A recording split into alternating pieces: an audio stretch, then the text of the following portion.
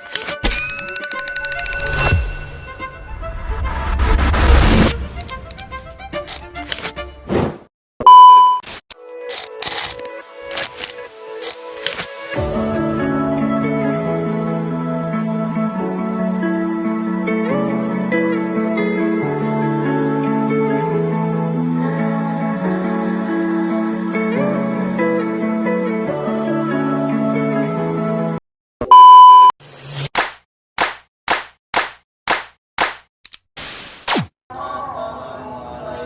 warahmatullahi wabarakatuh.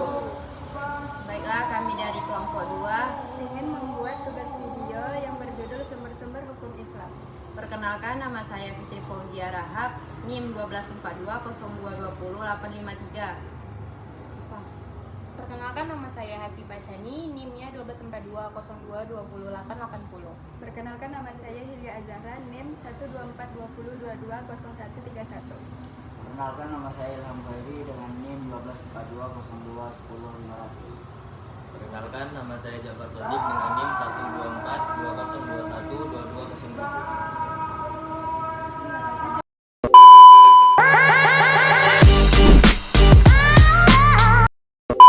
Yang pertama, ada Al-Quran. Kata Al-Quran menurut Kamus Bahasa Arab berarti qiraah yang artinya membaca. Menurut Masdar artinya bacaan dan tulisan yang ada pada dirinya.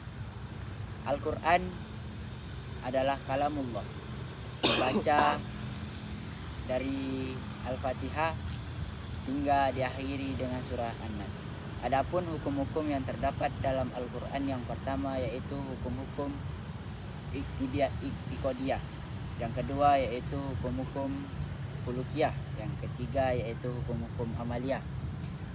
Adapun hukum yang disepakati yang kedua yaitu hadis. Hadis adalah perkataan atau ucapan. Menurut istilah, hadis diartikan dengan segala perbuatan, perkataan, ketetapan yang dilakukan oleh Nabi Muhammad SAW. Adapun macam-macam hadis, yang pertama yaitu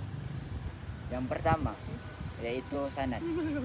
Sanad itu artinya yaitu sekelompok orang yang meriwayatkan hadis dari Nabi Muhammad SAW hingga saat ini. Yang kedua yaitu sanad atau juga isi dari hadis tersebut. Yang ketiga yaitu rawi, yaitu orang yang meriwayatkan hadis atau pengumpul hadis. Selanjutnya, a few moments later. Baik, melanjutkan hukum-hukum yang disepakati dalam Islam, yaitu yang ketiga ada ijma. Ijma secara bahasa berasal dari kata ajma'a yujmi'u ijmakan, yang memiliki arti sepakat, setuju, mengumpulkan, menghimpun, dan tekad yang bulat. Sementara menurut Imam Al-Midi dari kitabnya yaitu Al-Ihkam fi Usul Al-Ahkam, itu menyatakan bahwa ijma memiliki dua arti. Yang pertama yaitu tekad, yang kedua yaitu kesepakatan. Selanjutnya pembahasannya ada mujtahid. Mujtahid ini adalah orang yang berkompeten untuk merumuskan hukum. Sedangkan hukum syara adalah hukum yang berkaitan dengan perbuatan mukallaf atau orang yang dibebani oleh hukum tersebut.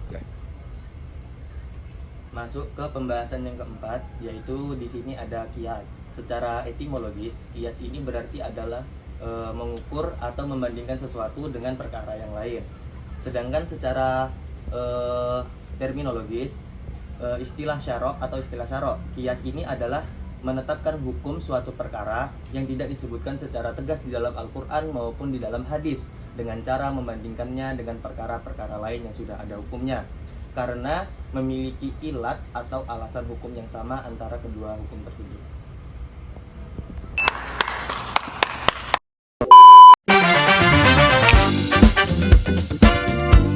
Materi selanjutnya yaitu sumber hukum Islam yang tidak disepakati.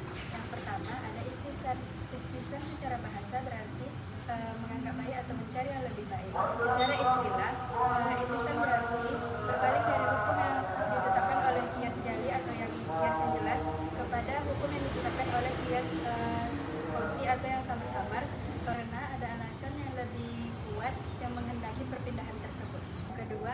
maslahah mursalah. Maslahah mursalah adalah kemaslahatan yang tidak ada dalil khusus dari syara yang mengakuinya dan membatalkannya, namun sejalan dengan tujuan-tujuan syariat secara umum. Maslahah mursalah ialah kebijakan Khalifah Utsman bin Affan dalam menyatukan mushaf dalam satu qiraat untuk menghindari perpecahan umat.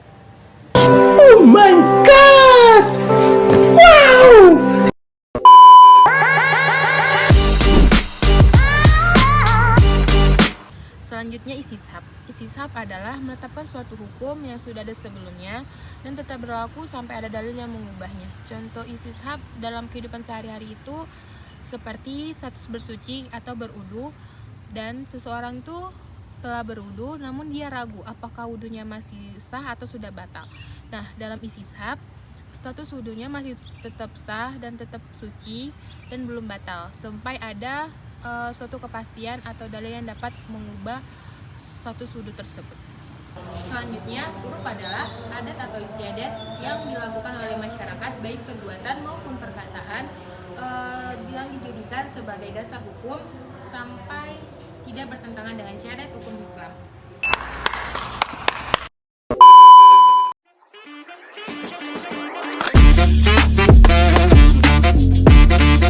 Selanjutnya, syar'un man qoblana. Syar'un man qoblana adalah syariat yang dibawa sebelum Nabi Muhammad SAW, seperti syariat Nabi Ibrahim, Nabi Musa, dan Isa alaihissalam. Contohnya, kewajiban berpuasa dalam Quran surah Al-Baqarah ayat 183 yang artinya diwajibkan atas kamu berpuasa sebagaimana diwajibkan orang-orang sebelum kamu. Selanjutnya, mazhab sahabi. Mazhab sahabi adalah pendapat atau ijtihad dari seorang sahabat Nabi SAW dalam masalah hukum yang tidak ada nasnya dalam Al-Quran atau hadis yang tegas mengaturnya.